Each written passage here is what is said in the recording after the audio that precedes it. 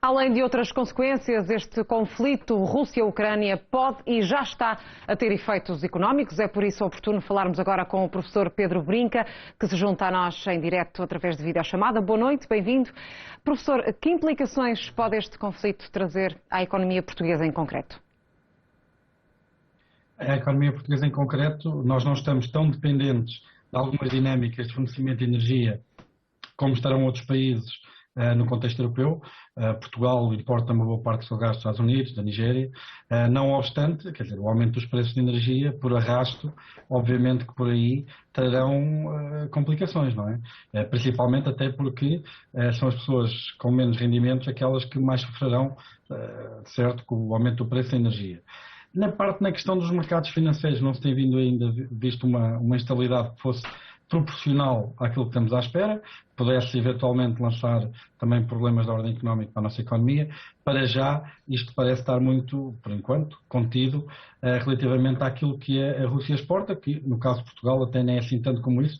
Por exemplo, a Alemanha tem uma dependência de 55% do seu gás natural na Alemanha. Nós estamos longe desses números. E também é bom lembrar que, independentemente da parte geopolítica, que traz implicações, obviamente, de outro nível, a Rússia, por exemplo, tem uma população, comparado com a Itália, tem uma população mais, pronto, que é comparável, mas em termos de PIB, a Itália tem mais do dobro do PIB da Itália. A Polónia exporta mais para a União Europeia do que toda a Rússia.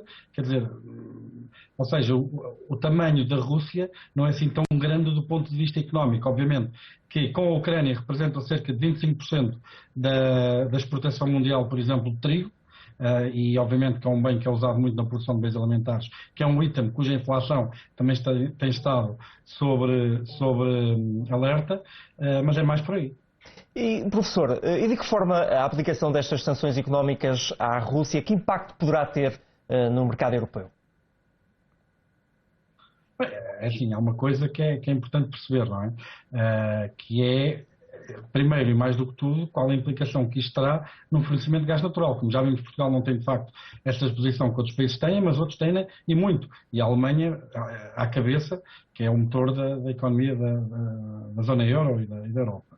Nesse contexto, o fim do fornecimento de gás natural, por exemplo, da Rússia à Europa, pode fazer com que, se as temperaturas frias continuarem a verificar e houver de facto um aumento ou uns níveis elevados de procura de energia, como se tem sido observados por causa dos invernos mais rigorosos, por causa das temperaturas mais baixas, no limite até poderá pôr em causa que no fim de março as reservas de gás natural da Europa estejam esgotadas, não é?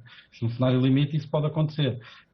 E obviamente que depois vamos ter que combater isto. Já não falo no domínio geopolítico, mas no domínio da gestão da energia e das economias, por políticas que não se focam apenas do lado de substituir importações, não é? Mas mesmo por parte da procura das pessoas de energia, não é? Políticas que limitem essa pressão sobre o consumo de energia. Como já aqui disse, Portugal não está assim tão dependente no que toca ao gás russo, que é aquilo que se tem falado mais como consequência desta crise, mas em relação ao petróleo, pode haver aqui também algum impacto? Assim, nós já vimos que os futuros do petróleo começaram a subir. Para já, na minha opinião, ainda refletem muito o grau de incerteza que estamos a falar. E o que é que vai acontecer, qual vai ser o desenvolvimento deste xadrez geopolítico que está a acontecer na região, em que medida é que este conflito pode escalar até para outras zonas do globo. Tudo isso lança muita incerteza, que já está a fazer aumentar o preço do petróleo de forma indireta, claro. E como pode Portugal responder a esta possível subida, professor? Diga. E como pode Portugal responder a esta possível subida? Portugal não tem grande... Portugal não produz petróleo, Portugal não produz gás natural de forma significativa ou de todo. Quer dizer, nós não temos grande controlo sobre estas tendências externas. Nós estamos sempre muito sujeitos às vicissitudes e às dinâmicas geopolíticas e depois com as consequências económicas que dela vêm. A nossa capacidade de influência ou que a nossa capacidade de influenciar quaisquer acontecimentos são feitos ao nível da diplomacia europeia e pouco mais, não é? Já aqui falou, tocou ao de leve na questão das exportações. Os empresários portugueses devem ficar preocupados? É óbvio que isso aumentam os custos de transporte com via de aumentos da energia. Esse é logo um fator à cabeça que pode causar disrupção. Por outro lado, nós já vimos de um contexto de pandemia em que a disrupção das cadeias de abastecimento tem trazido sérios problemas a toda a dinâmica de comércio internacional. A questão da Rússia, lá está, põe-se com o gás natural, mas também se põe, por exemplo, em outros elementos, como o níquel, como o paládio, que são metais que são usados na indústria automóvel, são usados na indústria sanitária, noutras indústrias.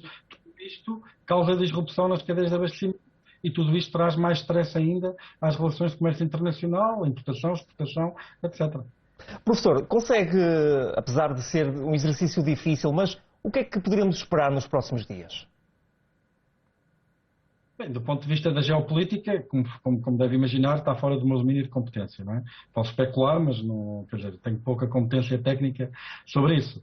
Do ponto de vista da economia, aquilo que se espera de facto e aquilo que se tem observado é um aumento do preço da energia, principalmente nos mercados dos futuros, o aumento do preço do gás natural, aquilo que se vê, por exemplo, a Alemanha a acelerar a adaptação dos portos alemães para poder receber maiores quantidades de gás liquefeito, como alternativa ao fornecimento de gás da Rússia. E depois há aqui uma questão geopolítica que acaba sempre a afetar a economia, que tem a ver com as sanções. Nós estamos a fazer sanções, de facto, hoje a Alemanha que é o processo de acreditação do Nord Stream 2. Tudo isto vai trazer disrupções no que diz respeito a todo o setor energético, estão muito dependentes do processo político e da geopolítica. Muito bem. Professor Pedro Brinca, agradecemos os comentários e esclarecimentos neste Fala Portugal. Boa noite. Boa noite, obrigado.